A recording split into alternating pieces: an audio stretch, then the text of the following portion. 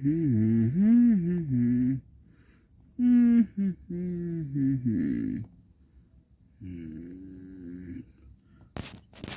I not doing that?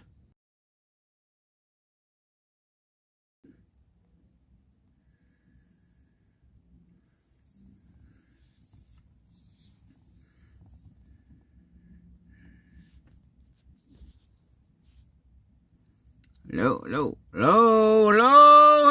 We got one like.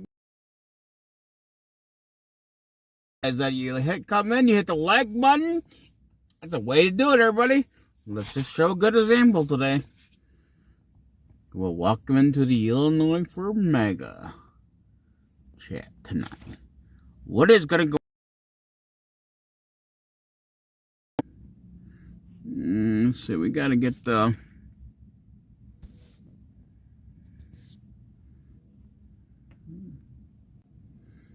What is gonna happen tonight? I don't know.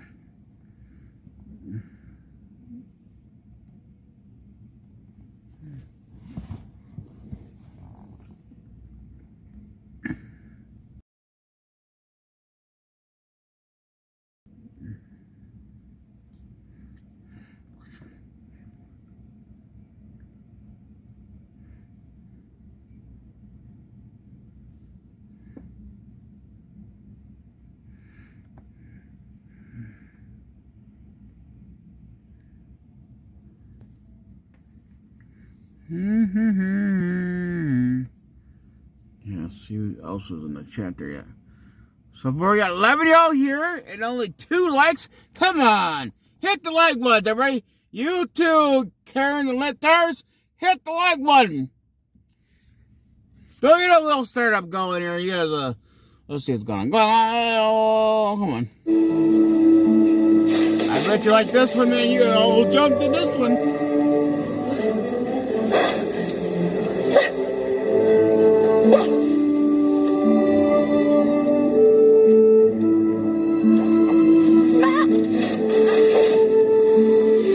What's up, guys? It's Benny. Yesterday was a bombshell day for those who've been following the Epstein files release or lack thereof. We finally got a massive treasure trove of brand new documents and evidence that is mind-blowing. Nope. Millions and millions of documents, videos, and photos. Pretty much everything everyone has always wanted released. I think that people are still really going through the mountain of evidence released yesterday. Right there, some huge names in there. Bill Gates is a big one. Jay-Z is in there, along with Hollywood directors, titans of industry, heads of state, Prince Andrew, some really scary and dark stuff there about Prince Andrew. But Elon Musk's name is something that surprised us because Elon Musk has regularly and often criticized Jeffrey Epstein and called for the release of all of the files, yet his name is in the files. And we covered this yesterday, saying that his name is in emails, they're real and authentic, emailing back and forth with Jeffrey Epstein. Elon Musk was emailing to try and find a time to meet, or vice versa. And Jeffrey Epstein was so desperate to meet Elon Musk, he said, I'll send a helicopter to come get you. You know, obviously Epstein had access to helicopters and private planes, private jets, and so on. They tried to coordinate a meeting back and forth, and you can see that in the documents and in the emails. We showed them to you yesterday. There's a series of exchanges right like this where they're both going back trying to find a time to schedule a meeting, but it always just doesn't work out. There's no physical evidence that Elon Musk ever met with Jeffrey Epstein. There's no physical evidence that Elon Musk ever went to any of Jeffrey Epstein's parties or his island or anything like that. However, the fact that they were emailing back and forth led a lot of people to suspect that maybe Elon was lying. And we said, well, what is Elon going to say about this? Because he's obviously always talked about Jeffrey Epstein, called for the release of the list at his lowest point with Trump. He said Trump's on the Epstein list. And lo and behold, here's Elon emailing Epstein. Well, what have we found out? We reported this yesterday. And Elon has now broken his silence on this. We reported this yesterday. Probably like very, very vicious Elon Musk hating reporter, journalist here at Politico, senior legal affairs reporter, went through all of the back and forth exchanges with Elon and with Epstein. And here's what he concluded. My takeaway from Elon Epstein exchanges is that actually Epstein repeatedly tried to get Elon to visit him.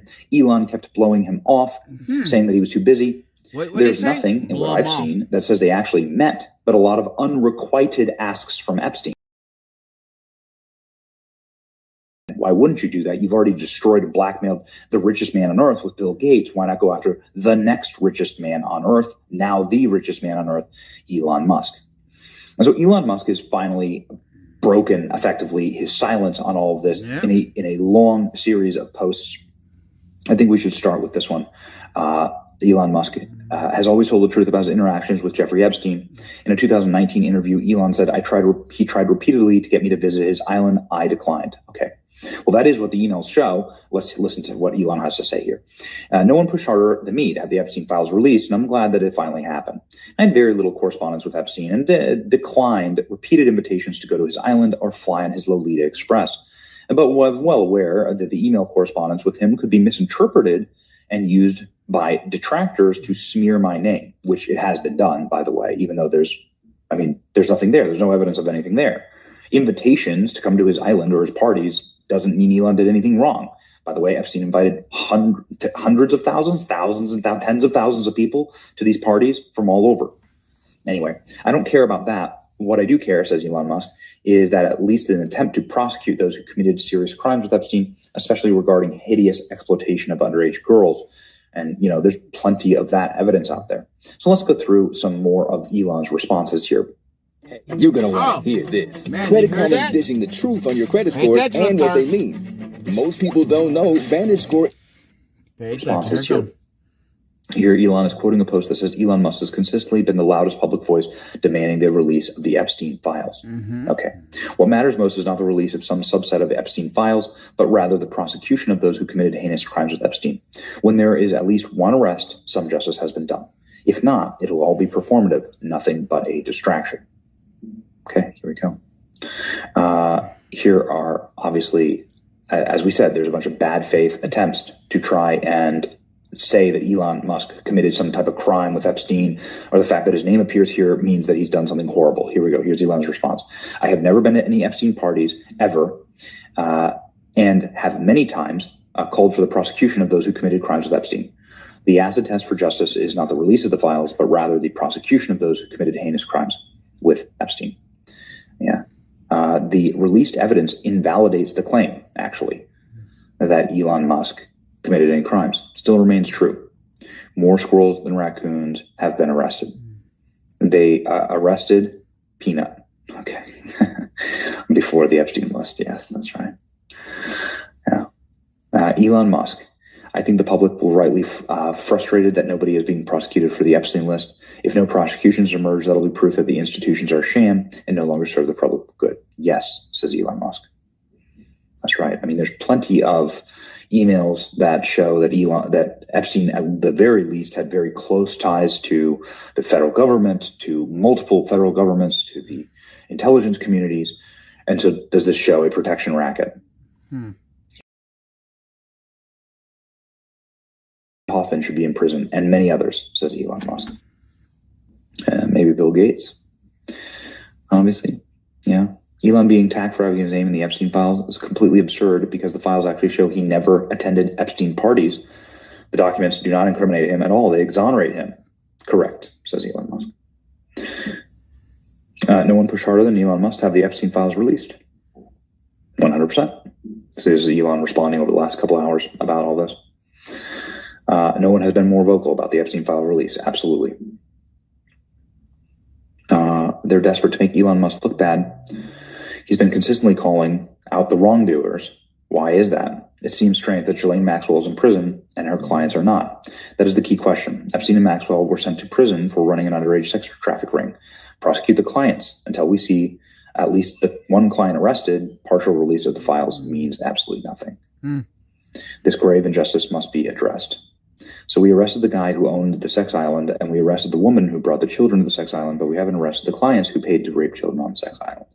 Grave injustice must be addressed, says Elon Musk.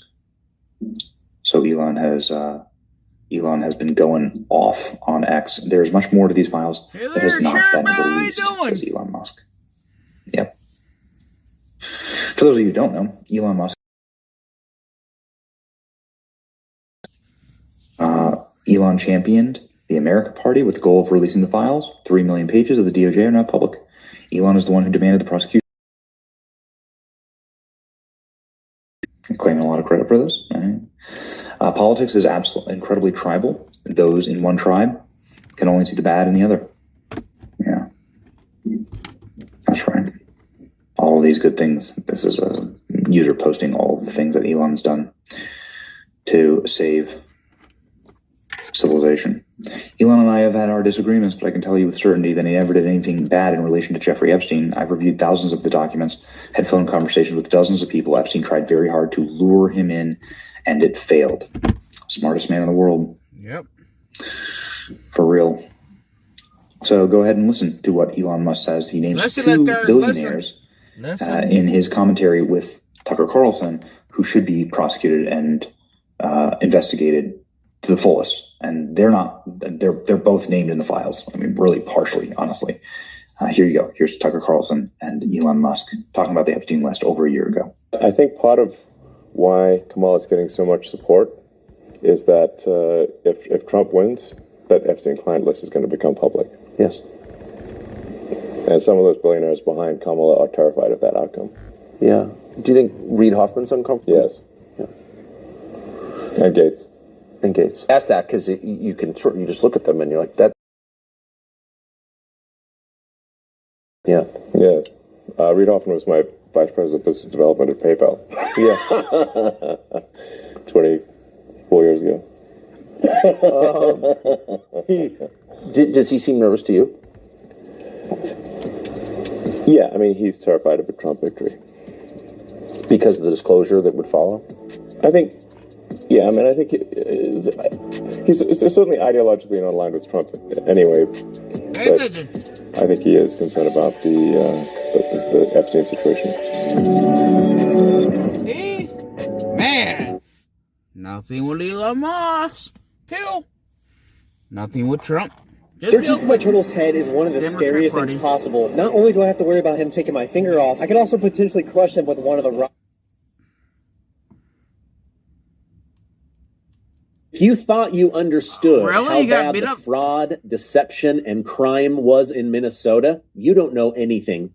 Today's guest is going to absolutely blow your mind with how much money they're stealing, how they're doing it, how the Democrats have used the Somali community and crime to completely take over the red Republican state of Minnesota and deceive all of us that it is a blue state. It's a phenomenal interview, one of the best I've done in a long time. Make sure to give this video a like. I want to see your comments down below. Hit that subscribe button and enjoy. Today, I am joined by a special guest, Michelle Bachmann, to help me go through some of the biggest stories in the news. Michelle, thank you for joining me. Thank you, Stephen. It's great to be on your show today. I appreciate you coming on. Just some background for my audience. Michelle is a former Minnesota State Congresswoman. She is the creator of the Tea Party movement. Mm-hmm. She became the largest thorn in the side of former. With your background in government, specifically Minnesota government, Governor Tim Walz said yesterday that there's no one in Minnesota that wants to clean up the fraud more than him. but he's had 6 years to clean it up.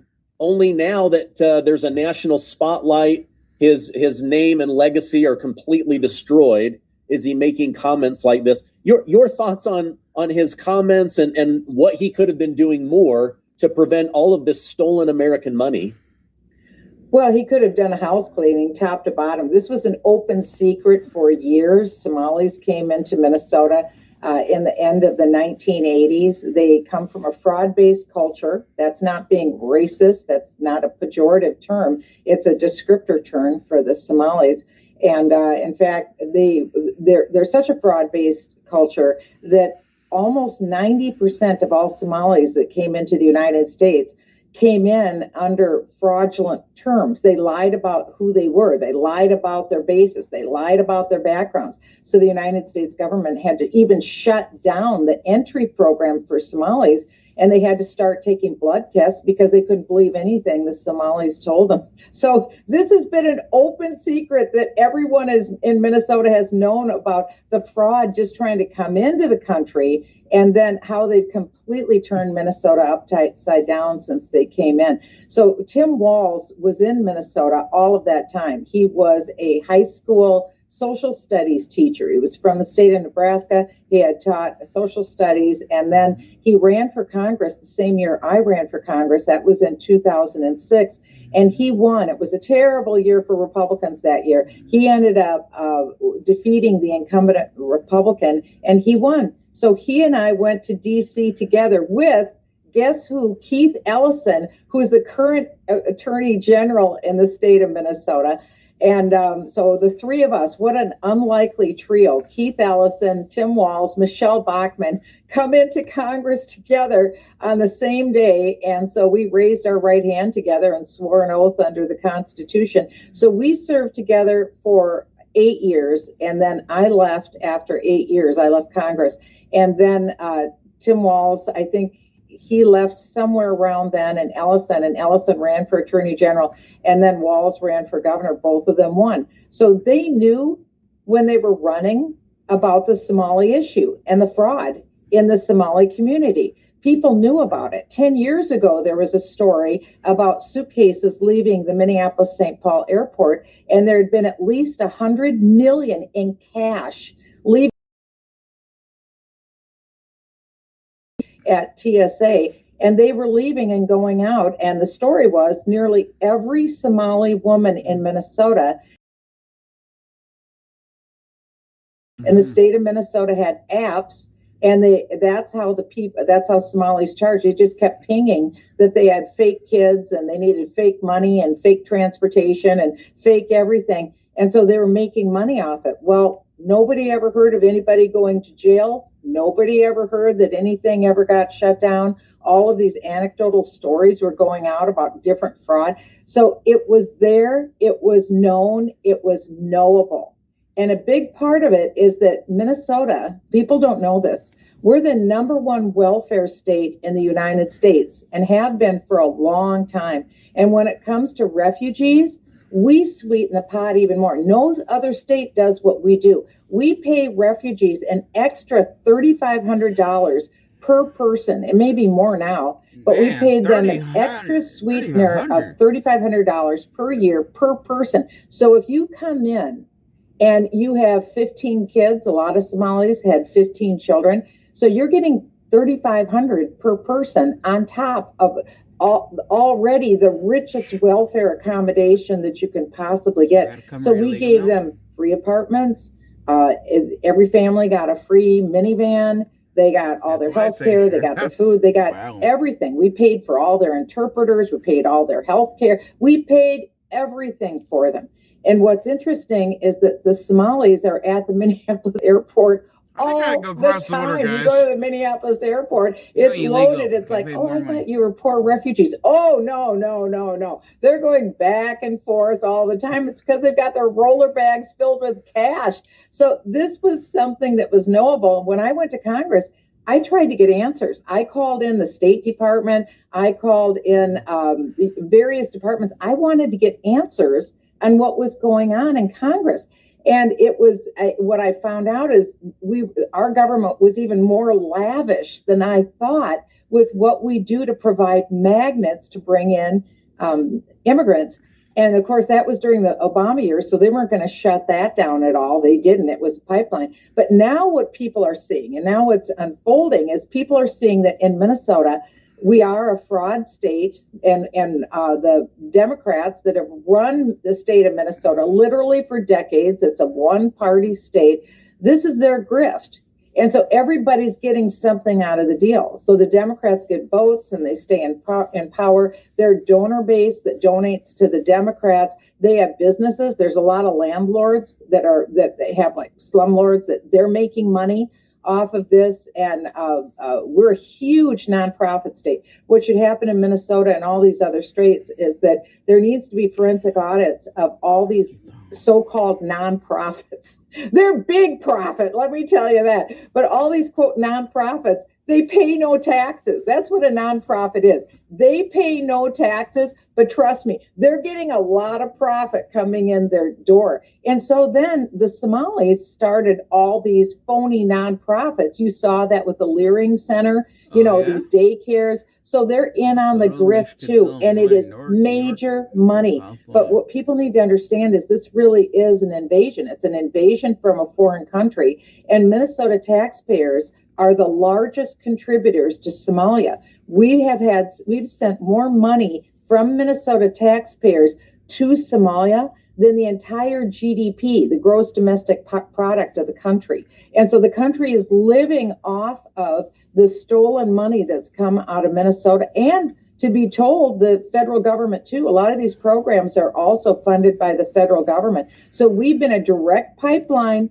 The more people from Somalia that came in, the more money goes out to Somalia. So we funded the Somali government, which is one of the most corrupt in the world. It's, if not the corrupt, and they're also a terrorist nation. Our nation, our State Department has designated Somalia as a chief terror state for years. And so without a doubt, Minnesota tax money has gone to fund Al-Shabaab. Al-Shabaab is the Somali affiliate of Al-Qaeda. I sat on the Intelligence Committee in Congress. We dealt with the classified secrets of the nation. We dealt primarily with Islamic terrorism across the world. Somalia was so bad that we had advisories that Americans shouldn't even go to Somalia. And yet, we're letting Somalis into America from a terror state with no vetting.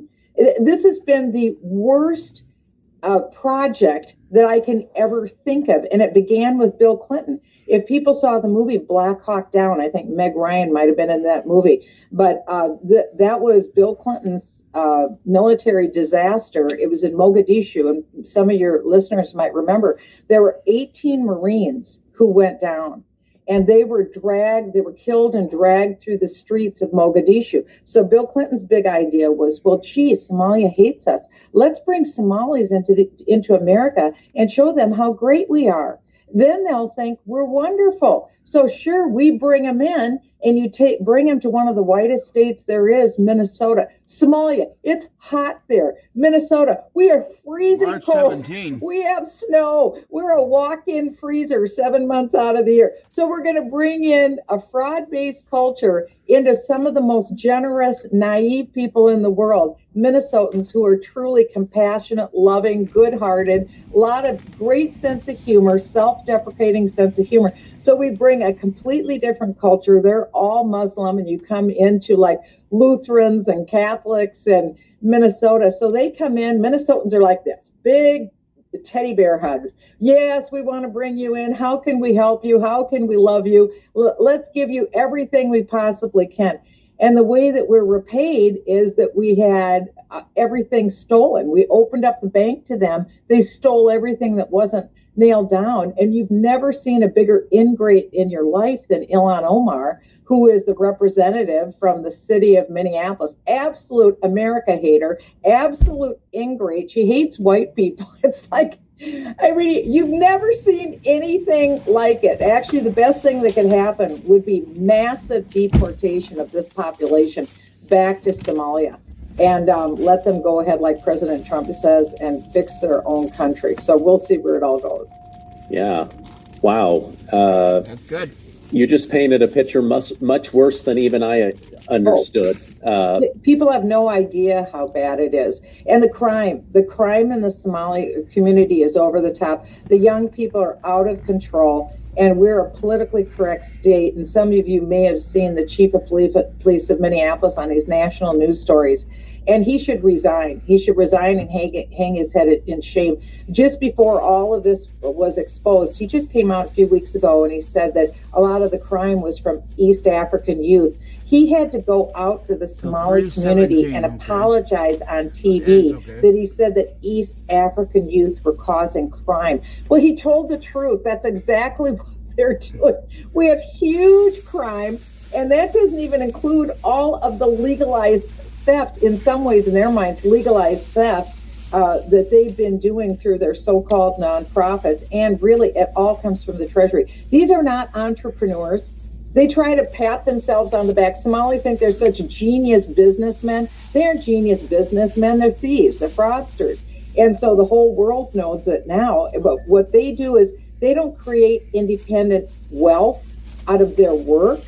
What they do is they steal out of state government funds, local government funds, federal government funds. If they didn't have the treasuries, the wide open doors of the bank accounts of the federal government, the state government, and the local governments, they wouldn't have a business. There'd be no business. Everything is subsidized by the taxpayers. So what needs to happen is the door needs to slam shut. And that's what the Trump administration tried to do. I know, I think Secretary Rollins at the U.S.A, she wisely said, look, we're shutting down SNAP benefits because they've been absolutely ripped off and stolen in the state of Minnesota. One federal program after another. You find a federal program, there's a Somali with their hand out digging in that program, not just in Minnesota, in Columbus, Ohio, in the state of Maine, anywhere you've got a collection, and not just Somalis, it's other groups too, but it's primarily driven by immigrants from the third world, whether they came in legally or illegally. It's primarily driven by cultures that see theft as normal. And that's what's different. What President Trump has been trying to do, what Tom Homan now is trying to do, at least in my home state of Minnesota, he's trying to bring normal back. What normal is. We have to abide by laws. We abide by laws in Minnesota. If I don't pay my taxes, I have an audit, I have to pay my taxes. And that's one thing I want to encourage the IRS now under Treasury Secretary, might be Scott Bessent, who is in charge of the IRS now. This is a tip to him. There needs to be an audit of the tax returns of the Somali community. I will almost guarantee that they're not filing. I used to be a federal tax litigation attorney. That's what I did. I can almost bet that there's overstating of deductions and underreporting of income.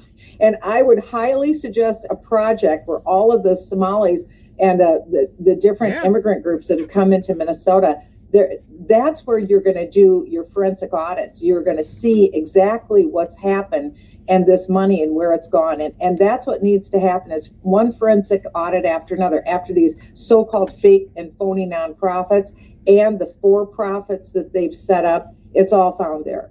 You know, with Valentine's Day right around the corner, I've been thinking, we do a lot to show love to others, but how often do we actually show a little love to ourselves? I have an incredible treat yourself option or something you can pass on to that special someone in your life. This is where Cozy Earth comes in. They've made their mission to transform your 5 to 9, that time after the hustle and bustle when life finally slows down, into the most comfortable part of your day. Their bamboo viscous pajama set is one of those quiet upgrades that makes a big difference. It's soft, breathable, and designed to keep your body temperature just right. There you go, no overheating, just pure comfort that helps you rest better. I'm good. And right now, Cozy Earth is spreading a little love with their buy one, get one free offer, only available between January 26th and February 8th. Just head... I don't care about that stuff.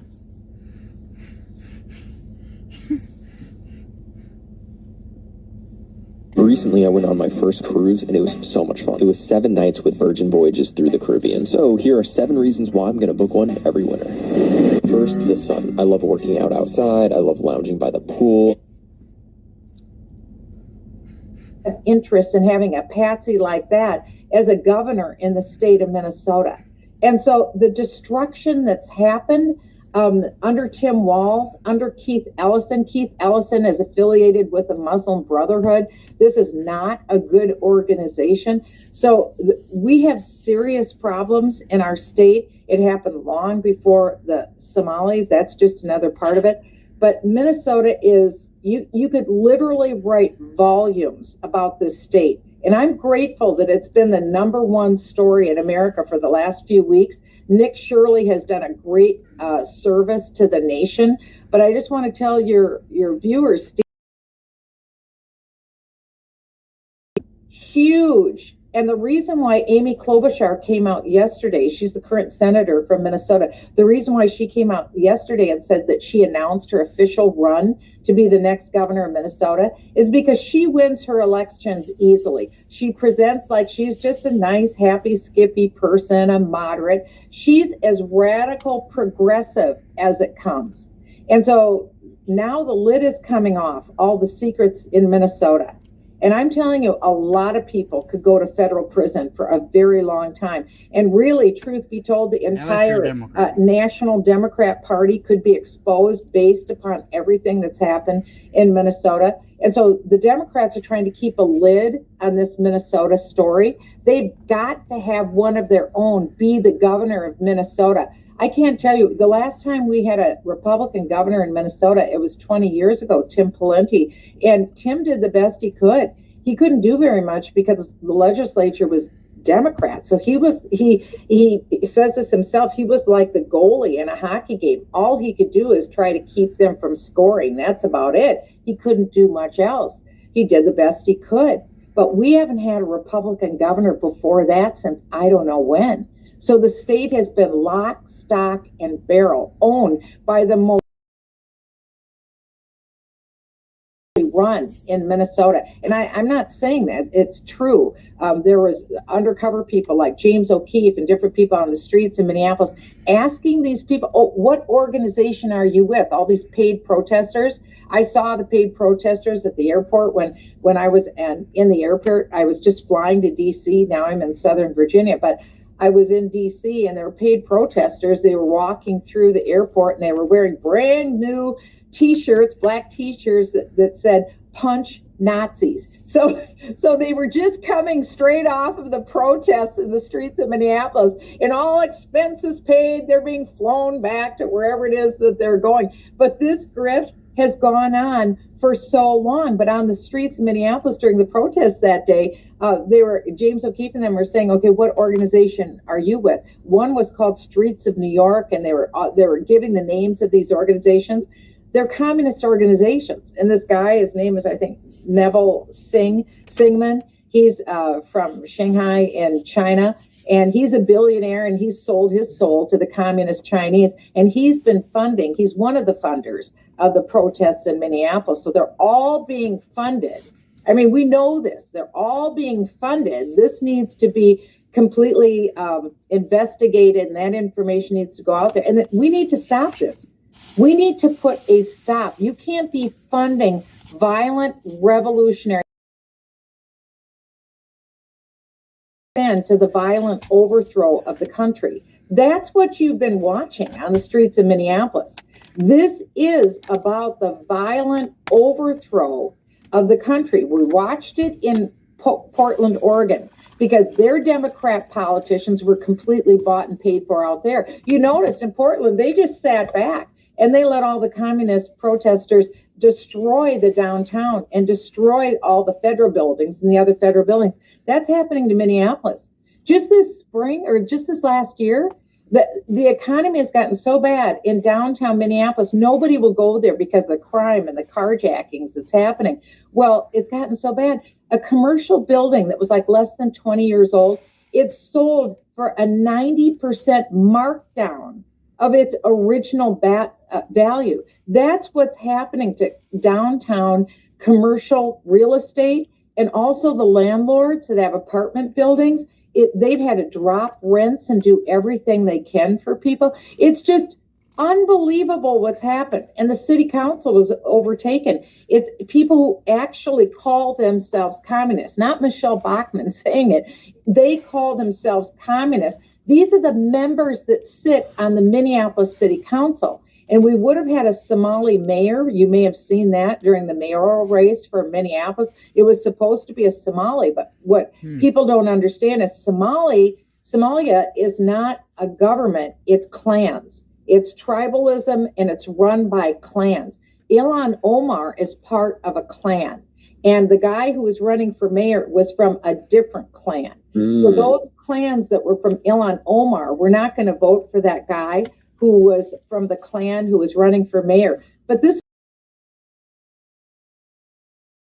as mayor of Minneapolis, in all likelihood, we will have one. And then it will be absolute nonstop fraud throughout all of Minneapolis. And you can kiss the downtown goodbye. It will be gone because it'll be all graft, all corruption. And so that's why in this brief shining moment, when we've got President Trump for just under 3 years now, this needs Minneapolis and Minnesota, not because it's my state. This is the epicenter of where a lot of this fraud is begun and perfected, and then it's exported to Ohio, and it's exported to Maine, and it's exported to other states. But this needs to be a deep dive. Klobuchar must not win that governorship.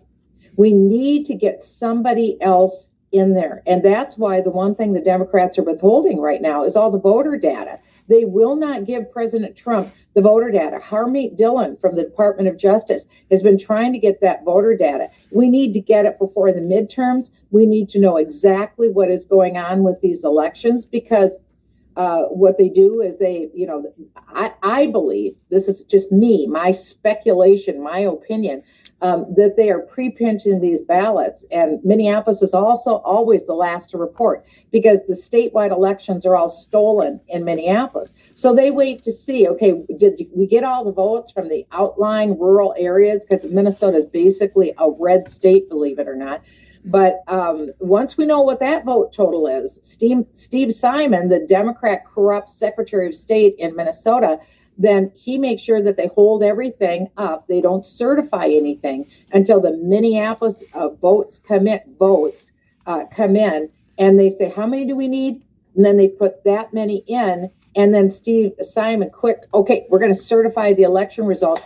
Then the book is closed. There's nothing you can do about it. And then that's who's won the election.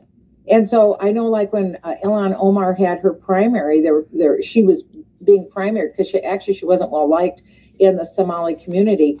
And I think there were more voters, or there were more ballots than people who were registered in Minneapolis. It's like an impossible number of people who came out to vote. Like literally everybody in the city came out to vote in a primary election. I don't think so. No. But nothing could be done. The election was certified. Nobody came in to review the results, obviously, because it was the Biden administration.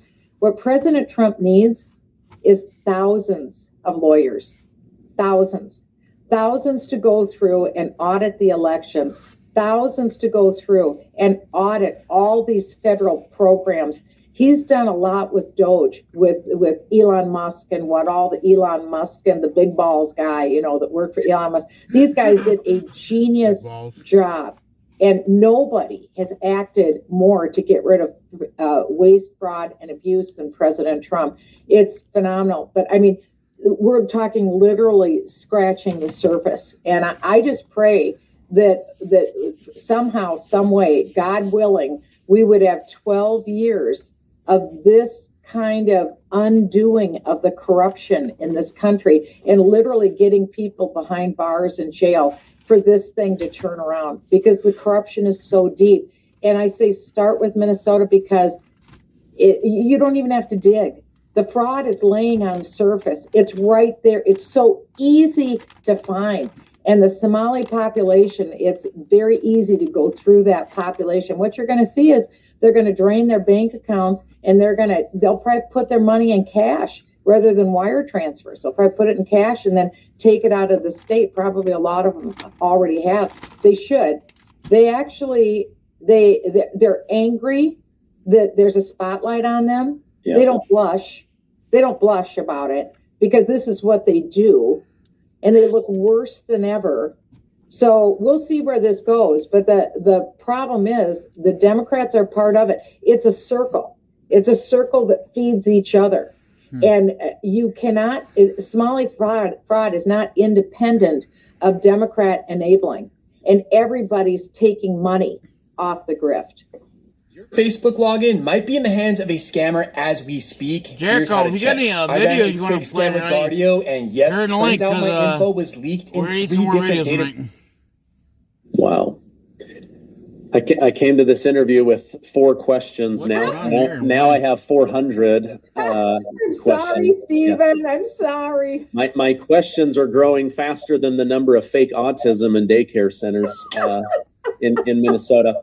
In our final minute, this has been awesome. Thank you so much. In our final minutes together, my last question would be: this morning, the governor, the Attorney General Keith Ellison, and the Mayor Jacob Fry all acknowledged publicly that they are under investigation with grand jury indictments. Oh, they should be. The whistleblowers are going to come forward, especially the ones that were harassed, threatened, and fired. Where do you see this going? Are these men going to end up in jail?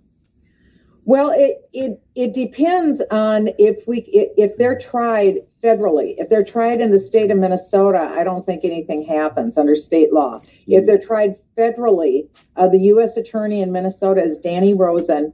He's the newly appointed U.S. Attorney, and he will be under Pam Bondi and the Department of Justice's supervision. I think, honestly, that the issue is, does the federal government have enough lawyers? Because the DOJ has been stacked with a lot of politically oriented Democrat lawyers who are out to get Republicans. Now, a number have left. But the thing is, Republican lawyers or conservative lawyers have been discriminated against for so long. It's hard to find them, actually. And so if we can partisan, that you have to have a Republican lawyer or a Democrat lawyer. It should be just the opposite. Remember the famous statue of blind judge? Now we've weaponized, especially since the Obama years, under Eric Holder. Oh, that was the worst thing that happened to America. The Department of Justice was completely politicized and weaponized to go after its political opponents. And that's AKA Russiagate with Donald Trump, who suffered like no one's ever suffered from a weaponized Department of Justice. Nobody wants a weaponized Department of Justice. What we want is a justice. And so if the Trump administration can find legitimate lawyers who will try these cases, and then you've got to bring these cases in federal districts where you don't have politicized judges. That's been a big part of the problem. The appointed judges who don't care about the law, they care about the end result. I think Tish James, the Attorney General of New York, is the best example. Every single case has gone before a politicized federal judge or an appellate judge, and so then she has been skating because she's been on the receiving end of all the George Soros money. So again, the level of corruption in America, when I was a little girl, America wasn't like this. We didn't have this level of corruption. And Bill Clinton, I think, moved the lid on corruption in a way that we hadn't seen. Bill Bennett, Bill Clinton had actually kind of opened the door to lawlessness in the United States. But the truck has been running through the tunnel on lawlessness with Barack Obama. And under Joe Biden, nobody knows who is running the country other than maybe like communist China, communist this, communist that. The country literally was on the full.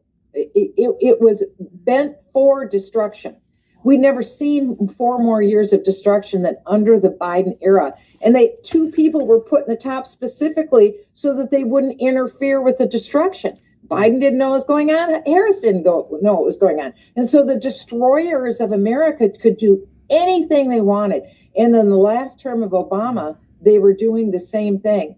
So when Trump had his first term, he had to just, he was impeached twice during that time. He did his best. I mean, he gave us the greatest economy. But the destruction under Joe Biden is like nothing we've ever seen before. But the reconstruction under Trump is like nothing that we've ever seen before. So pray for Donald Trump's health, that he can get through, and that we have a carbon copy of a Trump for the next 4 years after that, and the next 4 years after that, because I think we're going to need 12 years to try and set this right. And Stephen, if I could say this, the number one thing we have to get a hold of is education. Bill Ayers, he was a revolutionary. He set off a bomb. He killed people, and he also set off a bomb at the Pentagon. He and his wife, Bernadine Dorn. These two communists wanted to bring down the United States. And so he tried it through revolutionary means and had to go to jail. But then after he got out of jail, he got hired by the University of Chicago. Imagine that. And that's how he met Barack Obama. And what he saw is that, hey, to have a real revolution, let's take over the education system in America. That's how we're going to have communism come to the United States and destroy America.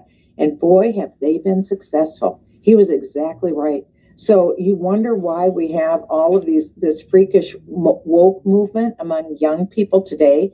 It's because the public schools were taken over lock, stock, and barrel, really beginning in the early 90s. 1993 is when all the ACT scores and SAT scores, all of those exams were radically changed. It was no longer testing for, does a student know knowledge, facts, and information. They switched all that. Instead, what's been taught since about 93 in America's schools is politically correct attitudes, values, and beliefs. So they test to see if the students agree with politically correct attitudes, values, and beliefs.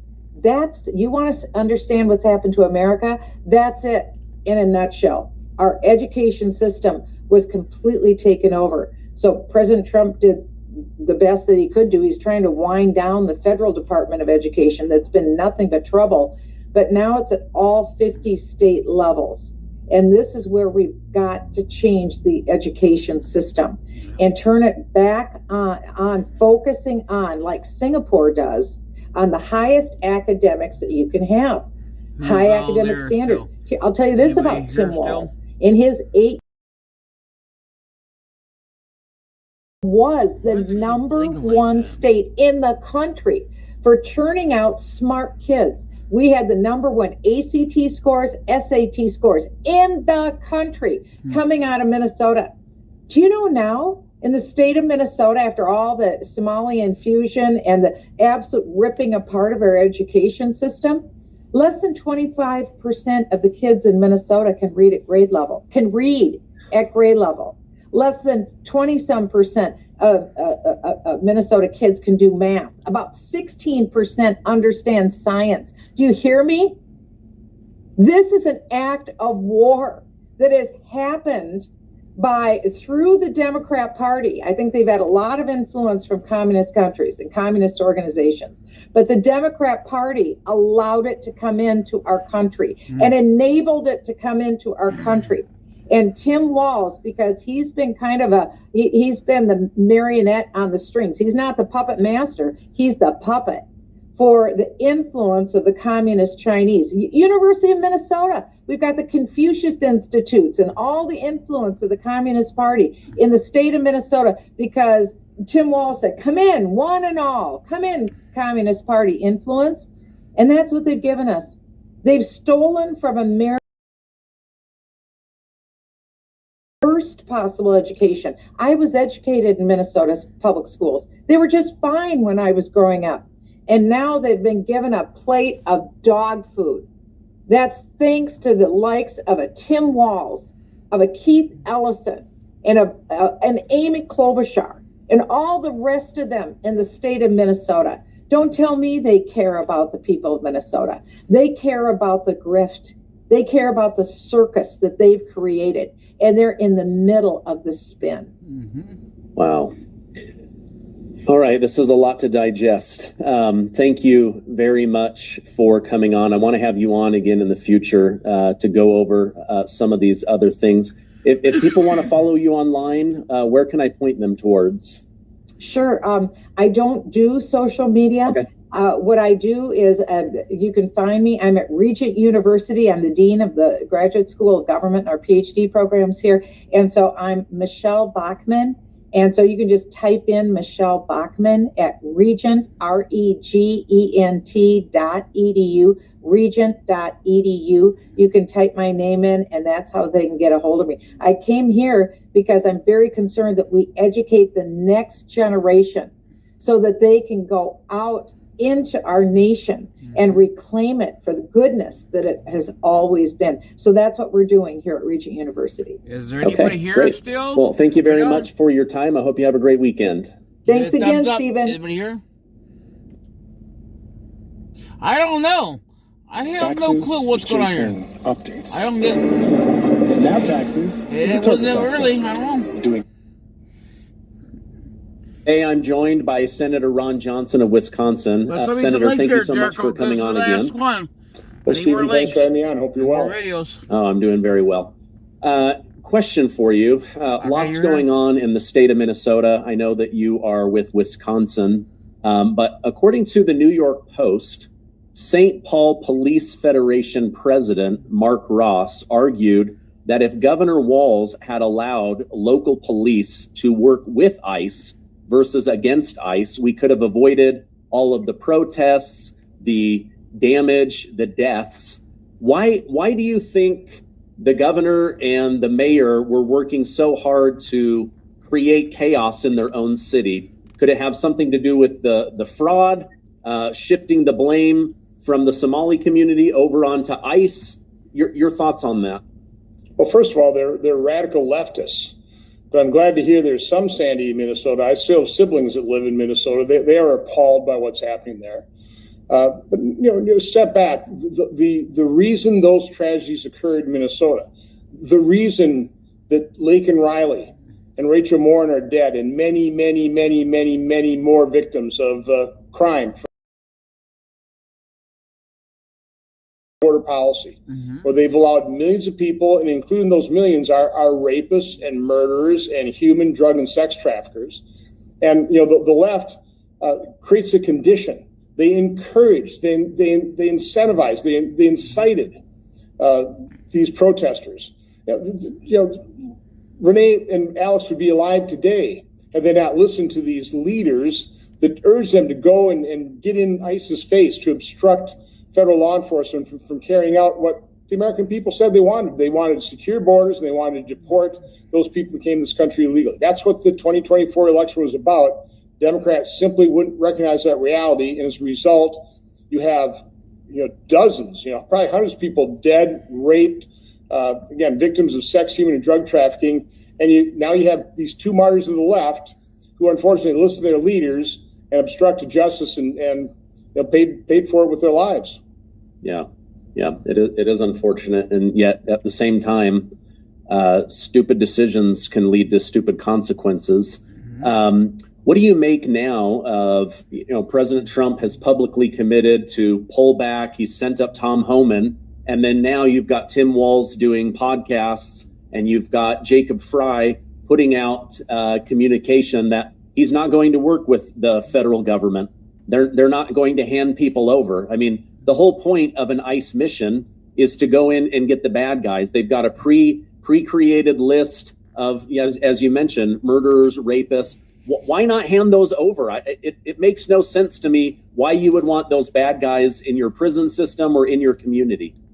Again, because they're radical leftists. It makes no sense to me or to you or most Americans. Unfortunately, it makes sense to a lot of people in the media. And so the media will keep, carrying their water, confirming their narrative that, everything bad is because of, Donald Trump and ICE. When the fact of the matter is, it's because of the open border policies. And what President Trump is trying to do is trying to clean up the messes left by Democrats. Open border is just one of them. 40-year high inflation, trying to bring prices down to the affordable range. Trying to clean up, all the wars, all the foreign conflict caused by American weakness under the Biden administration. So these things aren't easy. These things aren't solved overnight. Unfortunately, Americans, as the body politic, is very impatient. They expect immediate change. They expect these things to be solved overnight. It's just simply not possible. All right. You're right about that. We do want things done at the speed of Amazon delivery. To your knowledge there in Washington, D.C., as somebody in the Senate, what is being done to clean up the fraud in Minnesota other than hearings? And out of those hearings, it sounds like there was a lot of fraud. I know Congresswoman Anna Paulina Luna did a criminal referral, but then back home here in Utah and in my community, to us, it seems like there's not a lot going on. I wonder what you might know behind the scenes. Again, this doesn't happen overnight. You certainly take a look at Minnesota, acknowledge the fact that this is probably just the tip of the iceberg, find out where the fraud was perpetrated, how it was carried out, and then expand that, open up your aperture and take a look at other states, other cities, other organizations that do something similar. One of the things that, my requirement for my vote on the One Big Beautiful Bills is to fund OMB to the tune of $100 million for a line-by-line, program-by-program forensic audit through the Office of Management and Budget. Now, one of the first things we've used that money for is to create and establish an AI system to help detect fraud. I know Dr. Oz, head of CMS, is looking at this very carefully. And so, again, this has been decades building. Some of this is absolutely illegal fraud. A lot of the billions we spend is basically legalized fraud. Obamacare expansion, where for every dollar the state spends on a disabled child, the federal government kicks in $1.33 for every able-bodied childless adult working age. For every dollar the state spends on Medicaid for those individuals, we kick in $9, which has led to provider taxes, provider fees that are fleecing the federal government with billions of dollars that we don't have. Take a look at the military-industrial complex. I know of an instance of somebody who was producing a product for the Department of Defense, sold it to them for $33.5 million. Sold out to one of the big defense contractors. That defense contractor now selling the exact same product for $42 million. Okay, 10 times the amount that is being sold to the Defense Department by a smaller business. So again, this legal pervasive. We're spending $7 trillion. It's completely out of control. I asked Russ Vogt, how much money of our federal budget, non-governmental organizations, these NGOs, we don't track it. He didn't know. So we need OMB to be set up to track that kind of stuff. I saw a very interesting article today. I read it. Apparently, the Federal Reserve tracks the assets of these non-governmental organizations. $14 trillion is what these non-governmental organizations have. Now, that comes from private foundations, donations, but I've also got to believe that comes from billions and billions of dollars supposedly flowing through these NGOs to help people that just somehow stay in the coffers of the NGOs and make them more and more powerful. Yeah. Wow.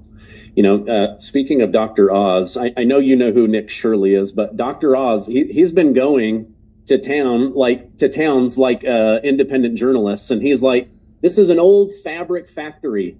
There's 400 fake medical companies in here that have stolen $400 million. He goes to California. This strip mall has 30 fake medical companies. They've stolen over $1 billion from the government. So although this is annoying and frustrating, I see it as a blessing that we're at least discovering this so we can cut it off, maybe claw some of that money back. But as a taxpayer, it's extremely frustrating to feel like I'm being punished for being successful. And then to find out, wait a minute, this isn't going to bless the country that blesses me. A large portion of this is going to fraud. So this program, you're saying that there's going to be AI that can crawl through and review these line by line? That's what we're certainly trying to implement. And listen, Dr. Oz is a good man. He's a smart guy. He's doing a lot of great work. He obviously needs a little help. He could use help from voters. Quit electing Democrats who shield illegal immigrants, who deny, who help facilitate the fraud, who look the other way, don't want to do oversight, don't want to do investigations, just want to keep the money flowing to buy votes. Mm-hmm. Let's face it, the Somali community, my guess, a very high percentage of them voted for Democrats, for Governor Walz, for Mayor Fry. So stop voting for Democrats. That'd be the first step that voters can take. Stop Quit voting for radical leftists, which is the Democrat Party. Democrats, there you go. Oh, yeah, absolutely agree with that. Let me ask you this, just sticking with this, they bring people in, they go right onto welfare, they live off of our hard-earned money, and then they end up voting Democrat. I was reading this morning that just by President Trump closing down the border, Republicans are out-registering Democrats in almost every state. So they don't have these illegals that they're able to sign up, create a voter situation. So we're now out-registering them. I'm also reading that when we do the next census, if you don't count bodies that breathe and illegal immigrants, Republicans will easily pick up over 20 new seats. Is there anything we can do right now, or do we have to wait for the 2030 census? Well, what I've been promoting internally, and I'm having my staff work on it, we don't have the legislation drafted yet, but something I'm calling the Secure America Act. And it would secure our elections. It would secure our border. It would secure taxpayer funds by eliminating fraud as best we can. So again, I'm not a big legislator. I'm not writing bill after bill after bill. I focus on the important things. And so I think this would be incredibly important if we can craft with working with the House. And by the way, the idea kind of came from a list of 17 things Chip Roy issued out of the House Freedom Caucus. These are the top 3 things: secure our election, secure our border, secure taxpayer funds, eliminate the fraud. I think if we could develop just a well-honed, excellent piece of legislation that the elements have 80-20% support from the American public, and then start talking about either a talking filibuster, force Democrats come down the floor, exhaust all their debate time. It will literally take hundreds of hours of legislative time, but we could go take the Senate into continuous shift operation. I'll preside at night, but show the American public this is what has to be passed in order to secure America for the benefit of Americans. Democrats will nuke the filibuster as soon as they can. States so they get 4 senators, turn this into a one nation, one party nation to pack the Supreme Court. It'll all be about the acquisition and maintenance of power when Democrats do it. When Republicans, we ought to end the filibuster or at least do this talking filibuster. It'll be about securing and saving America. Okay. Senator Tommy Tuberville said in an interview earlier today, one of his worries is even if you get rid of the filibuster, he doesn't know that there's 51 Republicans that will actually try to pass the SAVE Act or some of President Trump's bigger bills. Right now, they get to hide behind the fact that, we don't have enough votes, but then they don't have to publicly come out. Do you think there's any truth to that, or do you think you could get the 51 votes? Well, just nuking the filibuster is putting the cart before the horse. So the horse will be the piece of legislation that has 80-20 support, the things that will actually secure America, our elections, our border, taxpayer funds. Craft that legislation. I'm in the process of doing that right now. Now get the White House on board, get the Senate, get the House members on board. Know we've got the votes for it. Then you end the filibuster to get it passed. So first things first. Craft the legislation that we know is important, that the American people support, that will secure this nation, that will save this nation. Then you figure out how you pass it and probably have to end the filibuster. But let's do it before the Democrats are going to do it. I mean, they're not trying to hide the fact that they get power. Let them do it first. We ought to beat them to the punch. Okay. On the flip side of what Senator Tuberville said, if you guys did get rid of that, and then you can't get the 51, the 1, 2, 3, 5, however many don't, they're going to expose themselves to the American public, and then we'll know where they really sit. Final question. I appreciate your time. I've seen many Republicans over in the House, up in New York, down in Florida, other parts of the country. They're now floating this idea to President Trump. Hey, listen, you're not going to get all the illegals out. If somebody has been here for 10 years, no criminal record, they can get a job, they can start, participating in America, paying taxes.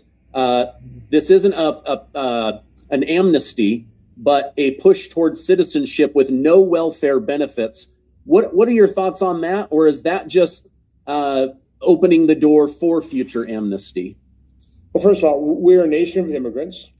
It's immigrants. I'm fourth generation immigrant. It's immigrants that have built this country. Every wave of immigrants came here, by and large, came in here to work their tails off, seeking the opportunity. So I would like a functioning legal immigration system. I know President Trump would as well. I mean, I worked with him and Jared Kushner and Mike Lee the end of his last administration on taking the 100 visas down to about 6, awarding them on a open. And the first step in legal immigration reform is you have to have a secure border. So now we've got that. We will need some cooperation from Democrats, which we don't have unless we end the filibuster. So now, listen, I'm all for, quite honestly, robust legal immigration system. We don't have replacement birth rates in America. If we want to grow our economy, we need people to work. We need to control the flow, though, so it doesn't depress American labor.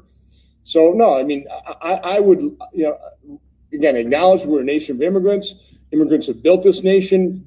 Future waves will help us continue to build it. It's not a bad thing, but it's got to be controlled. And unfortunately, Democrats completely let it go out of control for the acquisition and maintenance of power.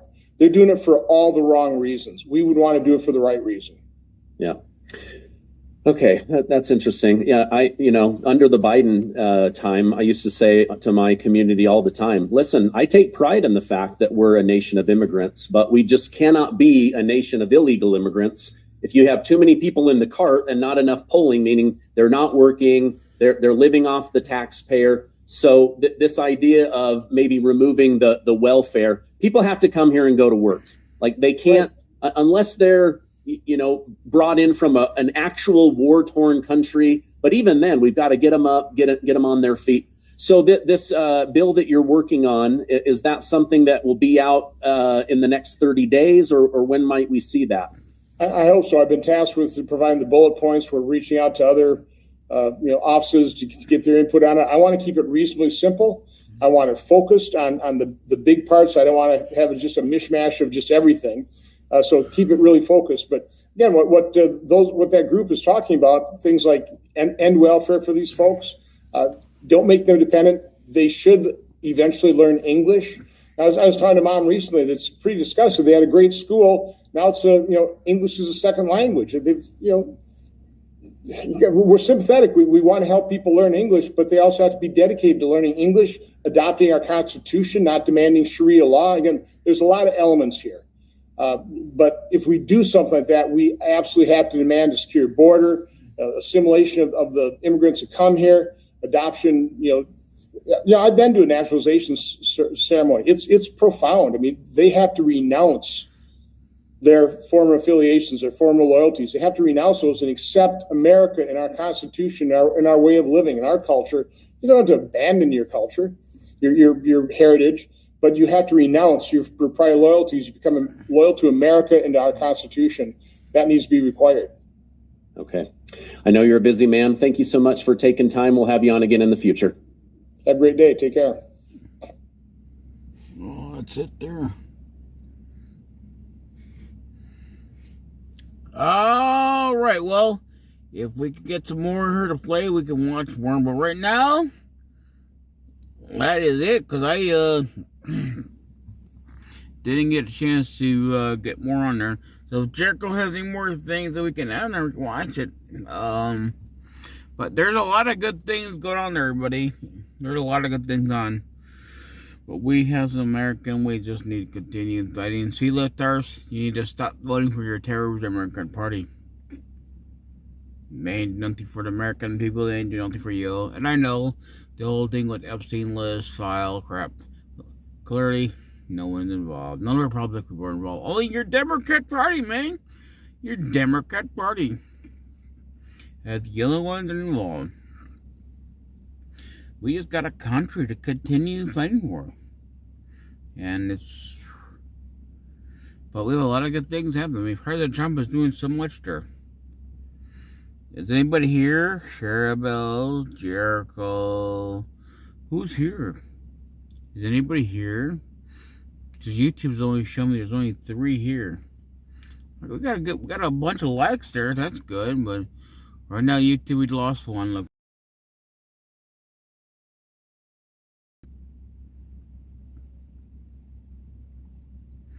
So I don't know. Just gotta continue inviting. Every day, continue fighting.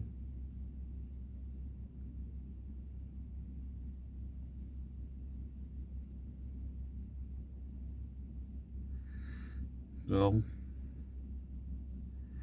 it does not look like anybody else is here. Not responding. So maybe it's just time to call it a good night. Let you all go to bed early today. I don't know, because no one's talking. All I know is we got a country to fight. I'm not stopping. So, alright, well, God bless y'all. This was a really short live stream. We didn't even do it. We just went just 1 hour. That's it. Man. Oh boy. Alright. Well, no, it says, we got 8 here.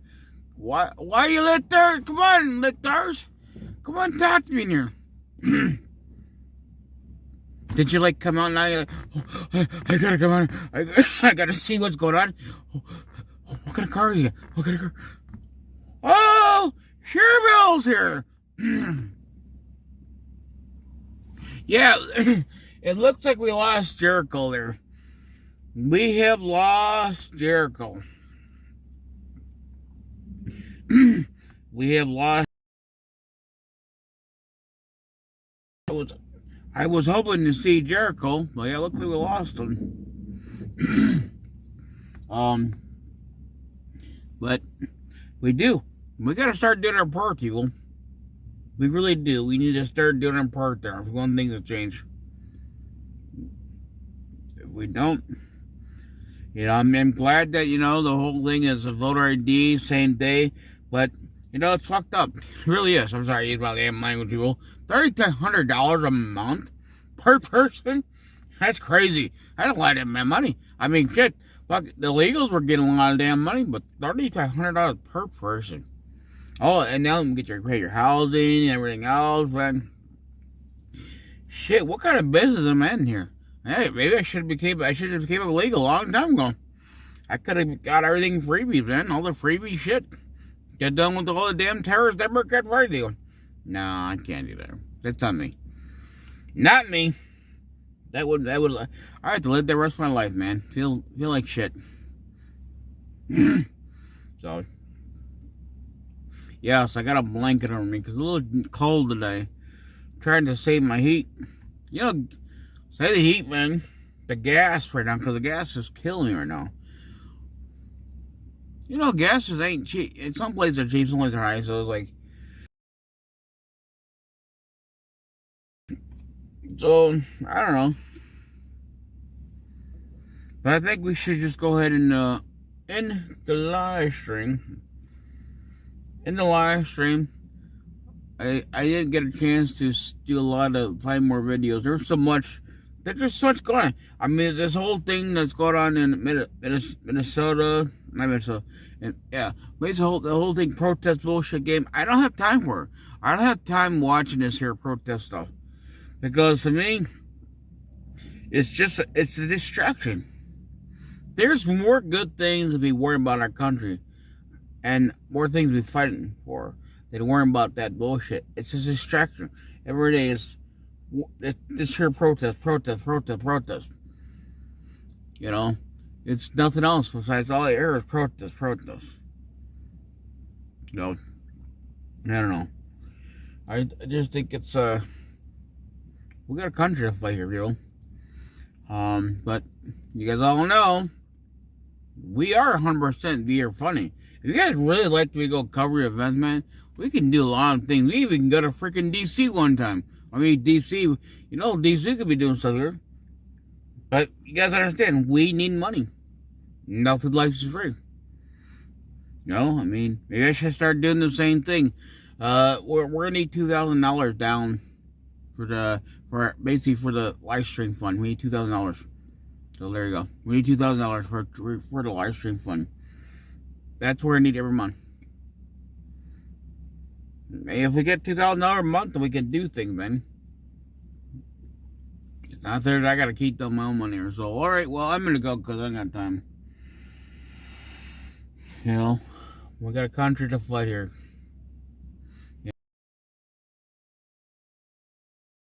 So, alright, bye.